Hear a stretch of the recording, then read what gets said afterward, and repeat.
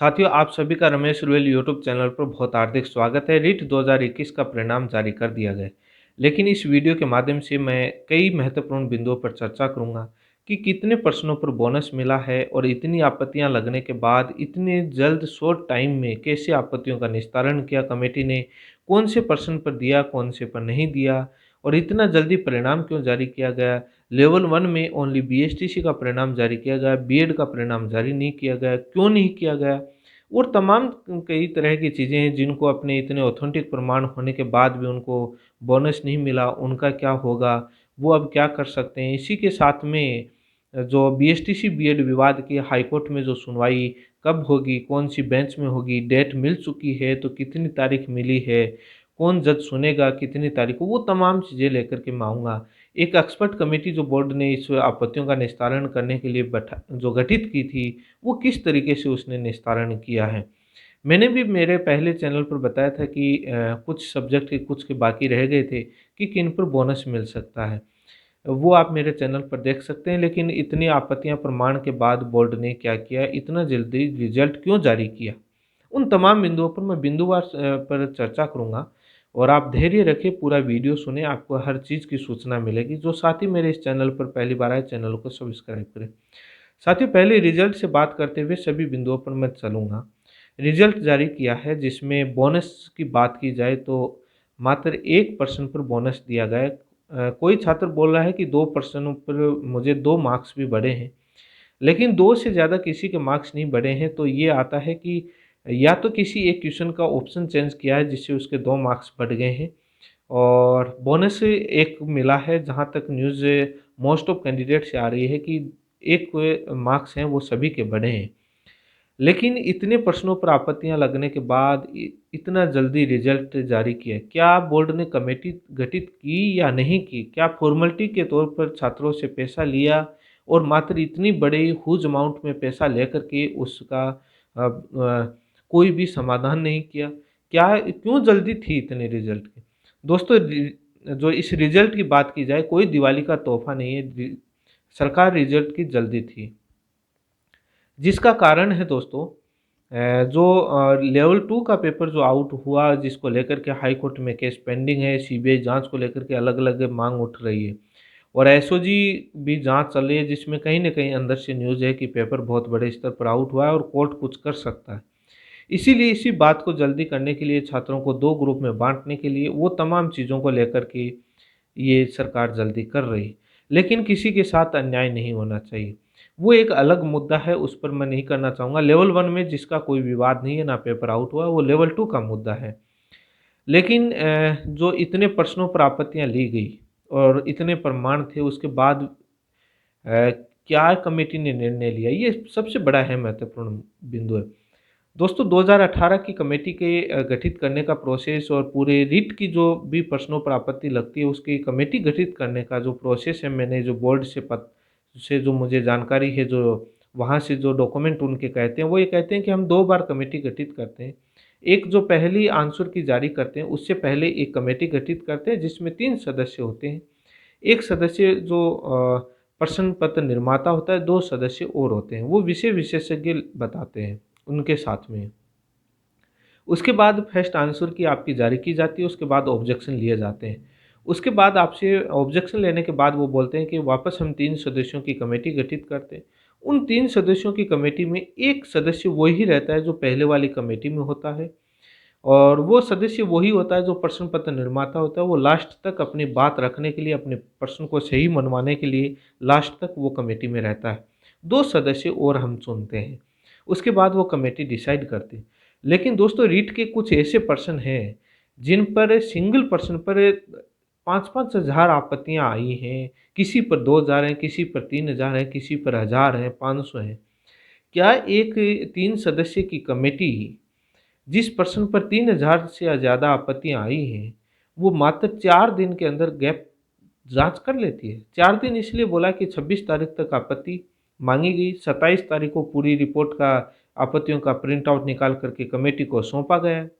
उसके बाद 27 के बाद 31 तारीख तक कमेटी ने रिपोर्ट अपनी बना कर के बोर्ड को सबमिट की है। उसके बाद 1 तारीख को बोर्ड ने परिणाम तैयार किया। श्योर एक प्रोसेस यही रहा होगा।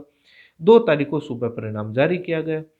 तो उसके बाद महज जो 27, 28, 29 और 30 और 31 ही मात्र इतने दिन में क्या कमेटी ने इतने प्रश्नों पर आपत्तियों को जांच भी कर दिया, लेवल 1 और लेवल 2 दोनों की।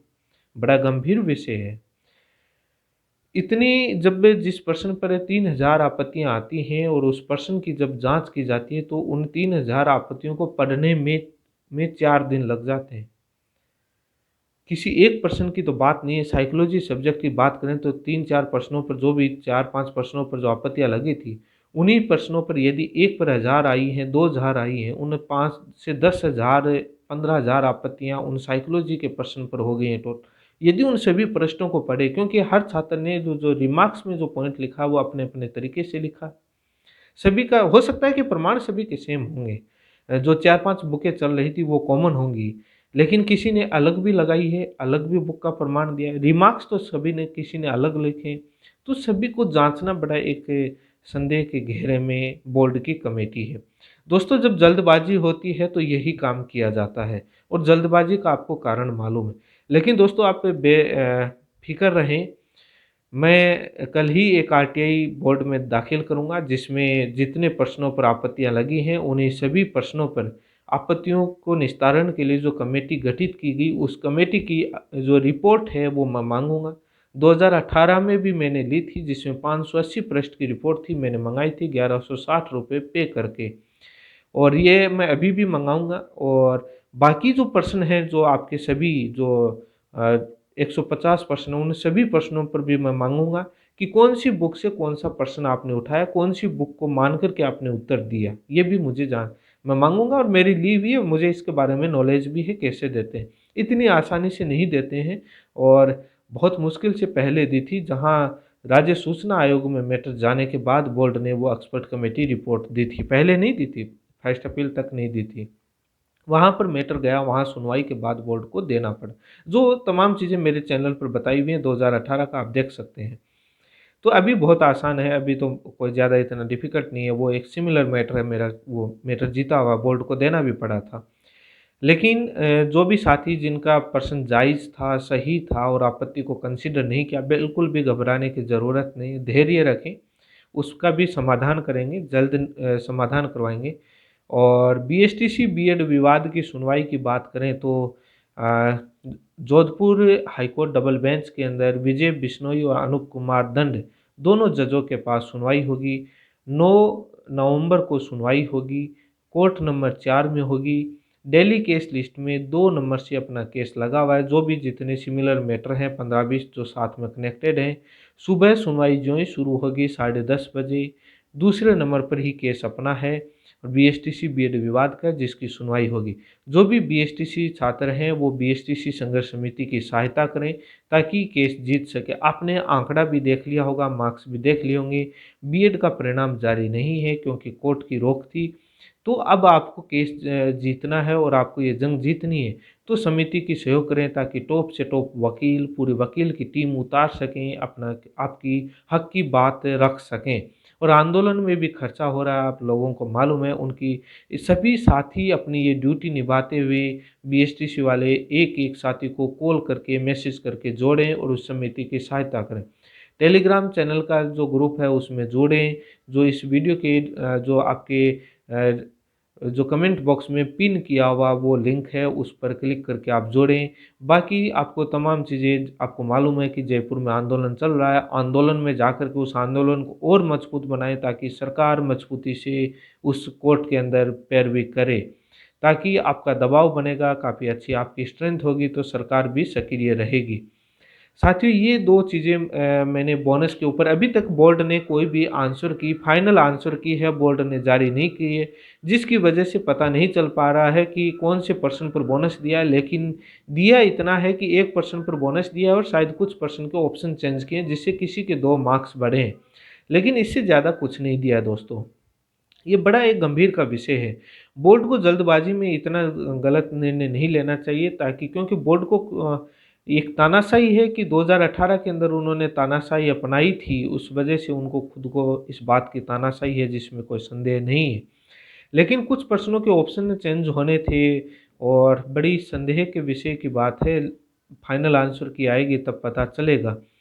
लेकिन एक्सपर्ट कमेटी की रिपोर्ट भी देखेंगे और जल्द उसमें पता भी लगेगा। और बीएसटीसी बीएड विवाद की सुनवाई के बारे में आपको मैंने बता दिया है, और इसी के साथ में जो रिजल्ट के बारे में जो भी साथी है जिनके मार्क्स से कम आ रहे हैं, बिल्कुल भी घबराएं नहीं। और आगे भी रीट आती रहेगी, उसकी तैयारी करते रहें, और भी भर्तियाँ आएँगी, तैयारी करते रहें। लेकिन बीएसटीसी बीएड विवाद में आप सहयोग करें, भले ही आपके मार्क्स कम हो, क्योंकि आने वाली रीट में भी आपको इस चीज़ का फ़ायदा मिलेगा, अन्यथा आपको उस चीज़ का फ़ायदा नहीं मिलेगा। और बाकी जो तमाम चीज़ें मैंने सभी सवालों के जवाब बीएसटीसी बीएड विवाद में जो भी सबूत हैं सभी के जवाब देने की कोशिश करी। एक वो भी वीडियो आएगा जिसमें एजुकेशन क्वालिटी के बारे में मैं बताऊंगा, और जो आपको जल्द आपको मिलेगा।